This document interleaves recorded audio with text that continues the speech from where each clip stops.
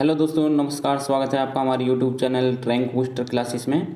दोस्तों, आज हम डिस्कस करेंगे रेलवे ग्रुप डी 2022 में जो परीक्षा आयोजित हो रही है 17 अगस्त 2022 की सेकंड शिफ्ट में जो क्वेश्चन आए हैं उन्हें हम देखते हैं। यानी कि आज जो सेकंड शिफ्ट में क्वेश्चन आए हैं उसे हम देखते हैं। तो देखिए, पहला क्वेश्चन एक ये है, हाजी अली दरगाह कहाँ पर है। तो दोस्तों, आपको सभी को पता होगा हाजी अली की दरगाह कहाँ पर है। तो ये है वारली तट मुंबई। ठीक है, तो इसका आंसर हो जाएगा वारली तट मुंबई। ठीक है, एक भेल से संबंधित क्वेश्चन था। भेल की स्थापना कब हुई थी। तो भेल की स्थापना 1964 में हुई थी। इसे पहले HEL बोला जाता था, हैवी इलेक्ट्रॉनिक लिमिटेड। ठीक है, तो इसका आंसर अगर HEL पूछता तो इसका आंसर हो जाता 1956। ठीक है, HEL को VHEL कर दिया गया। ठीक है, 1964 में। अब अगला क्वेश्चन देख लेते हैं, किस राज्य सरकार ने पिंक फोर्स की शुरुआत की है। यानी कि ये महिलाओं से संबंधित फोर्स का गठन किया है। ये क्या है, गोवा पुलिस द्वारा दिसंबर 2021 में। तो दोस्तों, जो आपकी करंट अफेयर पूछी जा रही है ना, वो आपकी 2021 और 2022 की करंट अफेयर पूछी जा रही है। ठीक है, तो 2022 की करंट अफेयर ज़्यादा पूछी जा रही है, 2021 की कम।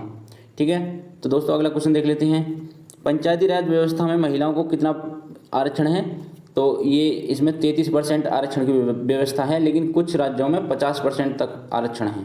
ठीक है, लगभग 21 राज्यों में।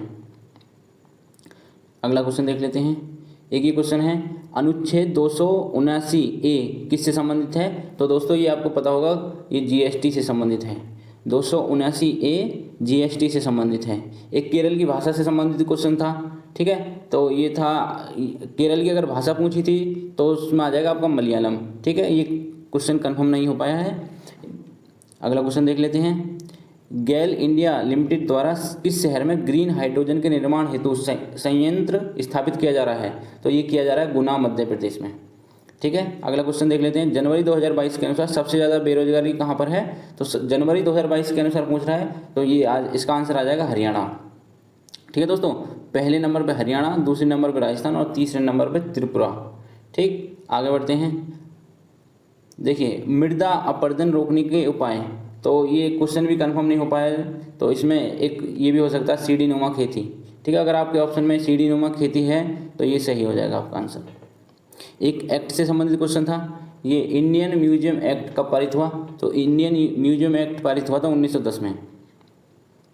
एक ये क्वेश्चन आया था, भारत की राष्ट्रीय आय को सबसे पहले किसने मापा था। तो भारत की राष्ट्रीय आय को दादा भाई नौरोजी ने नापा था। ठीक है, 1876 में। अनुच्छेद 51A किस भाग से के अंतर्गत आता है। तो अनुच्छेद 51A आता है भाग 4A के अंतर्गत। ठीक है, 51A के अंतर्गत आपके मौलिक कर्तव्यों का वर्णन है। ठीक, आगे बढ़ते हैं, संघाई हिरण किस राज्य में पाए जाते हैं। ये भी आसान क्वेश्चन था। संघाई ये हिरण पाए जाते हैं मणिपुर में। संघाई हिरण को बोलते हैं डांसिंग डियर। ठीक है, तो आपको ये क्वेश्चन पता होना चाहिए। अगला क्वेश्चन देख लेते हैं, मासिन राम स्थान किस पहाड़ियों पर स्थित है। किन पहाड़ियों पर स्थित है। तो इसका आंसर आ जाएगा खासी, गारो खासी जयंतिया, ये मेघालय की पहाड़ियाँ हैं। तो खासी पहाड़ियों पर मासिन राम शहर स्थापित है। अब एक और क्वेश्चन था, ये नवरोज उत्सव किस धर्म से संबंधित है। तो नवरोज उत्सव है पारसी धर्म का। ठीक है, ये जहांगीर ने शुरू किया था, आपको सभी को पता होगा। ये क्वेश्चन आसान क्वेश्चन है। अब ये क्वेश्चन थोड़ा पुराना पूछ लिया, मानव विकास सूचकांक 2020 में भारत का कौन सा स्थान है। तो मानव विकास सूचकांक में भारत का स्थान है 131वां। दोस्तों देखो, पेपर आ रहा है नॉर्मल। ठीक है, पेपर हार्ड तो कह नहीं सकते, मॉडरेट टू हार्ड आ रहा है। ठीक है, इतना आसान भी नहीं आ रहा, साइंस ज़्यादा आ रही है। ठीक, तो आप साइंस पे ज़्यादा फोकस कर लें। अगला क्वेश्चन देख लेते हैं, कौन सी नदी अमरकंटक की पहाड़ियों से निकलती है। तो अमरकंटक की पहाड़ियों से निकलती है नर्मदा नदी। ठीक, और ये IUF किस राज्य ने लॉन्च किया है। IUF लॉन्च किया है मई 2022 में कर्नाटक सरकार द्वारा। ठीक है, अब एक और क्वेश्चन है, ये TP ओसिफ को 2021 में द्रोणाचार्य अवार्ड दिया गया। ठीक है, यह किस खेल से संबंधित है। तो ये है एथलेटिक्स से संबंधित, high jump, long jump, triple jump. ठीक है, तो TP ओसिफ संबंधित हैं एथलेटिक्स से, हाई जंप, लॉन्ग जंप और ट्रिपल जंप से। ठीक है, इन्हें 2021 में द्रोणाचार्य अवार्ड दिया गया है। एक और क्वेश्चन सेम क्वेश्चन है ये इसी तरीके का। एक है ये संध्या गौरंग को किस खेल के लिए द्रोणाचार्य अवार्ड दिया गया, तो ये दिया गया था बॉक्सिंग के लिए। ठीक, आप सभी को ये तो पता ही होगा ना कि द्रोणाचार्य अवार्ड ये प्रशिक्षकों को दिया जाता है। ठीक, तो ये प्रशिक्षक हैं आपके। ठीक, अगला देख लेते हैं। आलू पर आयोडीन का घोल गिराने से आलू नीला काला हो जाता है, किसके कारण, तो ये स्टार्च के कारण हो जाता है। पौधे में गैस विनिमय किसके कारण होता है, पौधों में गैस विनिमय होता है ये विनिमय रंजक यानी कि स्टोमेटा के कारण।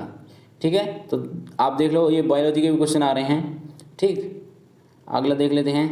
कार्बन में कितने इलेक्ट्रॉन कोष मौजूद होते हैं, ये भी आपको पता होगा। कार्बन में 2 इलेक्ट्रॉन कोष मौजूद होते हैं। ठीक, ये क्वेश्चन अच्छा है। COPRA की फुल फॉर्म, तो इसकी फुल फॉर्म हो जाएगी कंज्यूमर प्रोटेक्शन एक्ट। 1986 में ये लागू हुआ था, लेकिन अब इसे 2019 में रिवाइज कर दिया गया है। ठीक, तो अब ये 2019 वाला लागू है, कंज्यूमर प्रोटेक्शन एक्ट। एक ये फ्लेमिंग के बाएं हाथ के नियम से संबंधित क्वेश्चन था। ठीक है, तो आप देख लेना इसे। यदि बाएं हाथ की प्रथम 3 उंगलियां एक दूसरे के लंबवत फैलाई जाएं और तर्जनी चुंबकीय क्षेत्र की दिशा में हो एवं मध्य में यानी बीच की चालक में बहने वाली धारा की दिशा में हो, तो उस चालक पर लगने वाला चुंबकीय बल अंगूठे की दिशा में होता है। ठीक है, ये तो आपने दोस्तों पढ़ रखा होगा 9वीं 10वीं क्लास में, फ्लेमिंग का नियम। ठीक, आगे तो दोस्तों इतने ही क्वेश्चन मिल पाए क्योंकि सेकंड शिफ्ट थोड़ी हार्ड आ गई थी। ठीक है, आज की सेकंड शिफ्ट सबसे हार्ड आई है। ठीक है, तो क्वेश्चन कम मिल पाए हैं। कल से दोस्तों आपको पूरी कोशिश की जाएगी पूरे क्वेश्चन मिल जाएं, जिससे आपको आगे जिन जिन के पेपर बचे हैं अभी उनको हेल्प मिल सके। तो दोस्तों अगर वीडियो अच्छी लगी हो तो आप हमारे चैनल को सब्सक्राइब कर सकते हैं। दोस्तों वीडियो को लाइक करें, शेयर करें और हमारे चैनल को सब्सक्राइब करें।